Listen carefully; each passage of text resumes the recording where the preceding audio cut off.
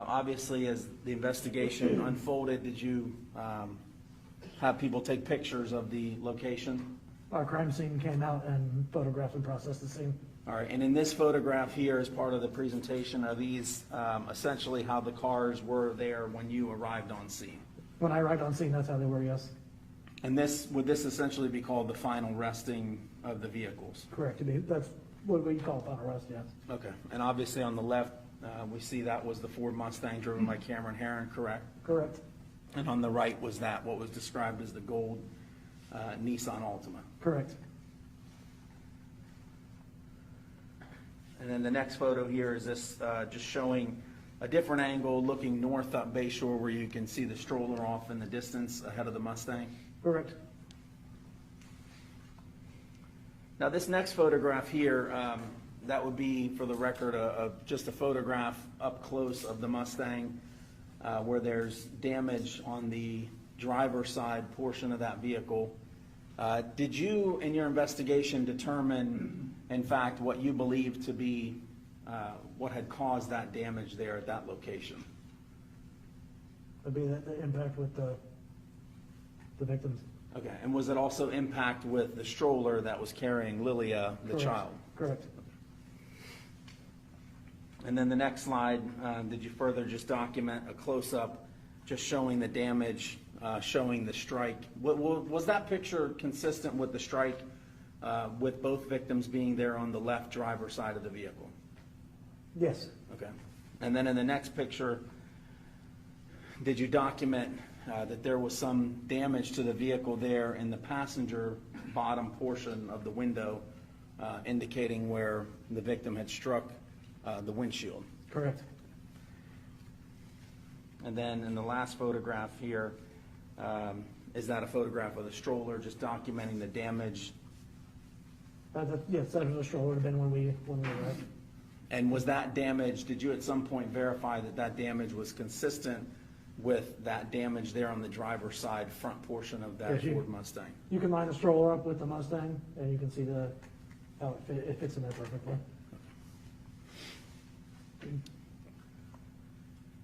In this next slide, at some point, did you observe video surveillance that was retrieved that was taken right near where the crash had occurred? Yes, I did. All right, and then did someone from Tampa Police Department eventually try to enhance or zoom in on that portion that we're seeing there in between the trees? I did. One of our forensic techs. All right, and if you can just describe to us, before I play it, essentially kind of what we're going to be looking for here before I play this video. And that would be looking kind of southeast on Bayshore. So northbound lanes are going to be, where your green boxes, you're going to see, that's after the crash. Come through that green box area there, and the two cars will. All right, so what we're seeing there as far as like the reference point of that gazebo, just beyond that gazebo across the street through those trees, is that essentially where the impact had occurred? Yes. And the bottom portion of that video that's enhanced showing in between those two trees, is that where we'll see the two vehicles come through and pass through prior to the collision? Yes. I'll go ahead and play this at this time.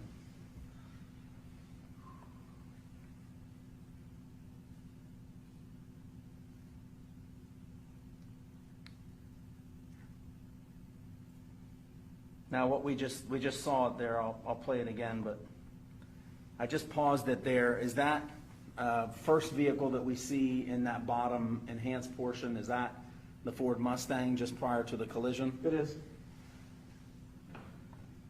And then, I couldn't stop it, but let me play it again. But the vehicle that we see right behind him, is that the Nissan Altima? It is. And did you determine during your investigation that those vehicles, based on this video and based on the witness statements, appeared to be very close to each other prior to the impact? They were. Okay.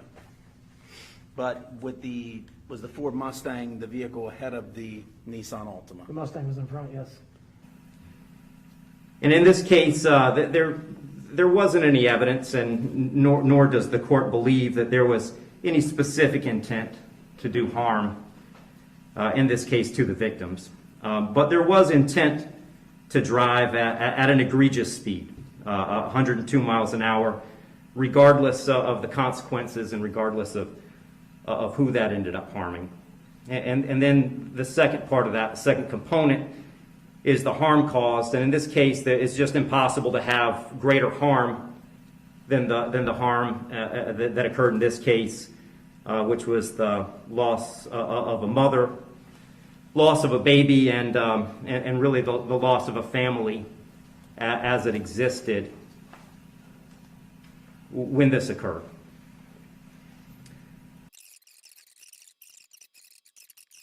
And the court doesn't find that either the minimum or the maximum is appropriate in this case.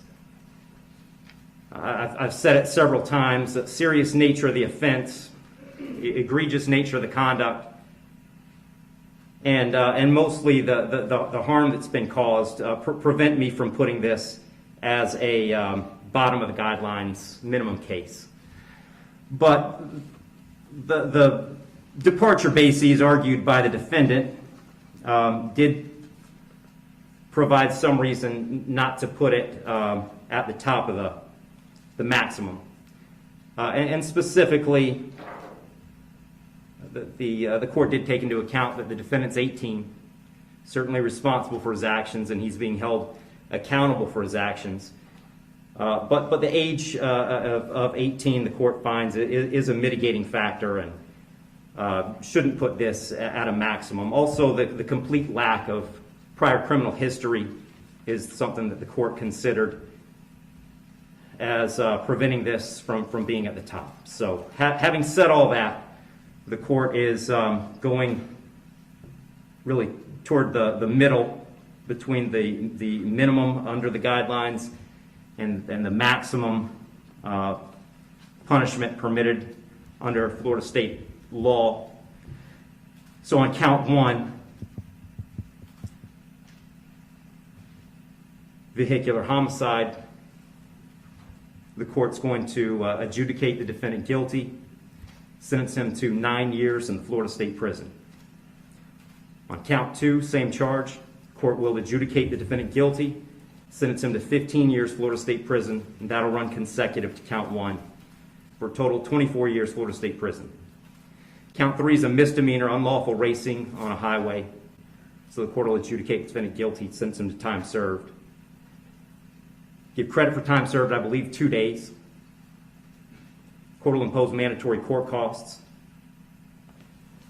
Mr. Heron, you have given up the right to appeal the determination of your guilt or innocence.